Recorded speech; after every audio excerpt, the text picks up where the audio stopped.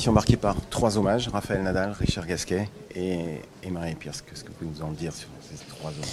Je ne vais pas vous révéler beaucoup de choses sur les contenus, notamment le contenu de l'hommage de la cérémonie pour Rafa, à part que c'est le 25 mai, à la fin de la session du dernier match de la session de journée, avec forcément des surprises. Et voilà, une envie qu'on avait déjà l'année dernière et qu'on n'a pas pu mettre en place, de lui rendre hommage à cette histoire hallucinante qu'il a avec le tournoi de Roland-Garros et ses 14 victoires. Donc voilà, il y a plein de belles choses et on espère que ça sera un moment surtout d'émotion, je dirais d'abord pour lui, parce qu'il le mérite, et puis évidemment pour tous les gens qui seront dans le stade.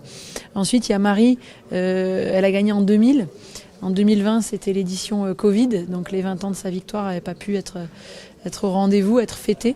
Donc voilà pour ses 25 ans de victoire et surtout aussi son entrée au Hall of Fame l'année dernière.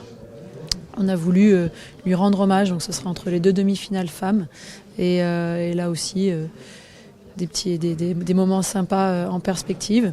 Et puis Richard, évidemment, toute son histoire depuis tant d'années à Roland-Garros, on a envie, il l'a dit, ça allait être son dernier tournoi, on a envie de lui rendre hommage et voilà, de faire un petit moment aussi d'émotion pour lui. Qu'est-ce que représente Richard Gasquet pour vous ?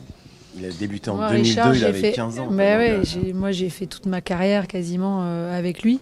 Donc pour moi c'est un personnage important dans son jeu, dans son évolution aussi. Je parle de l'évolution du joueur de tennis, mais de son évolution de l'homme. C'était assez intéressant de le voir évoluer d'un jeune garçon. Il est arrivé, vous l'avez dit, à 15 ans. Il a fait les couves, on l'a dit et redit, à 9 ans, etc. Il était renfermé, je pense que ça a été compliqué pour lui de se sortir de ça et de voir la façon dont il est aujourd'hui. Alors, peut-être pas publiquement, mais la façon dans le privé, comme il est, comment il a évolué, comment il s'est épanoui, c'est top. Arthur Fils incarne beaucoup d'espoir cette année pour cette édition. Absolument. Vous ressentez une excitation générale depuis quelques semaines ? Ouais, je pense vraiment qu'il y a vraiment un engouement autour d'Arthur Fils.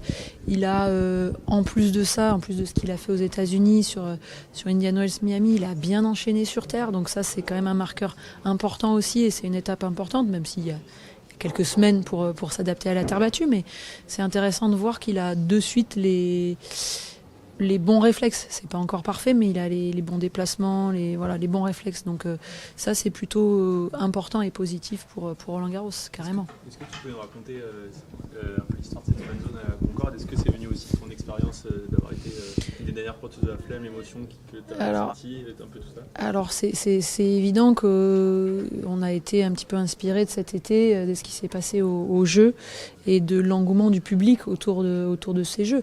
Alors on ne prétend pas avoir ce même engouement-là sur cette zone, mais en tout cas, pouvoir donner la possibilité aux gens de vivre Roland-Garros hors du stade, tout simplement, et pas forcément devant leur télé, tout seul dans leur salon, c'était aussi pour nous important. Et moi, j'avoue que cet engouement-là, on a envie de le retrouver, nous.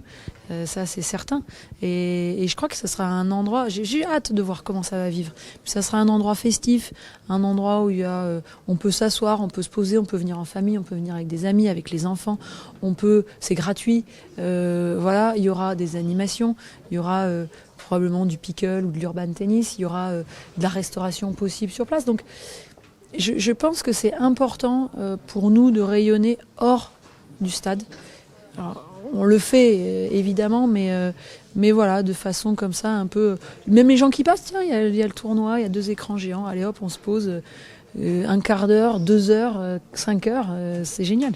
Et vous disiez, Amélie, l'idée, l'objectif, ça serait qu'ensuite ils viennent présenter leur trophée, les champions. Oui, on a cette ambition-là, cette envie-là.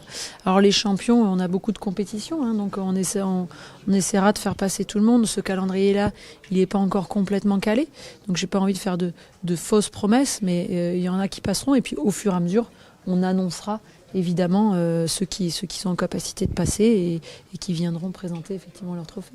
L'analyse que vous avez du tennis féminin français aujourd'hui, est-ce que ça vous peine? Est-ce que voilà, c'est le désert de Gobi quand même? Ouais, bah c'est difficile de voir ce qu'on a tous vu là, c'est l'équipe de France où il y avait des blessures, où il y avait des niveaux individuels qui étaient pas encore au rendez-vous ou quoi. Donc ça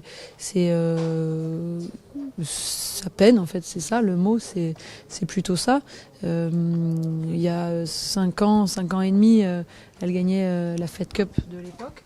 Et voilà, donc on a envie que cette équipe de France, elle brille de nouveau. Maintenant, faut pas rêver non plus, hein. Ce sont des individualités qui font une équipe. Donc moi, ce que je disais à l'époque quand j'étais capitaine, avant qu'on retrouve la finale à Strasbourg, c'est que voilà, il fallait que les joueuses individuellement progressent pour que l'équipe soit plus forte. Il n'y a pas trop de secrets. Après, moi, sur ce dont parle Gilles, notre président, sur la détection, sur ce qui se passe chez les plus petites et tout, moi, je suis pas au courant vraiment de tout ça, mais probablement il y a des choses à faire de ce point de vue-là aussi. Il y aura de la vie sur les cours à Roland, il y aura des juges de ligne. Ouais. Des discussions, il y aura des contestations, c'est génial quelque part, non? Écoutez, moi je suis contente de ça à ce jour. Je pense que c'était la bonne décision à prendre. On a été, évidemment, vous imaginez bien, obligé de prendre cette décision il y a quelque temps. On a les premiers retours que vous voyez tous sur les tournois sur terre battue, c'est que c'est pas si simple que ça et pas si fiable que ça. Et donc, à ce jour, encore une fois, peut-être que l'année prochaine on pensera autrement, mais là, en amont du tournoi et quand on doit prendre une décision, je pense que voilà, cette décision-là, je suis contente qu'on n'ait pas suivi malgré les pressions de se dire il faut absolument que ce soit la machine qui prenne le relais dès 2025, ça sera comme ça partout, etc. On prend notre temps, encore une fois, on attend de voir ce qui se passe, on teste, on apprend et on prend des décisions par rapport à ça. On ne prend pas des décisions dans la précipitation parce que ça se fait comme ça ailleurs.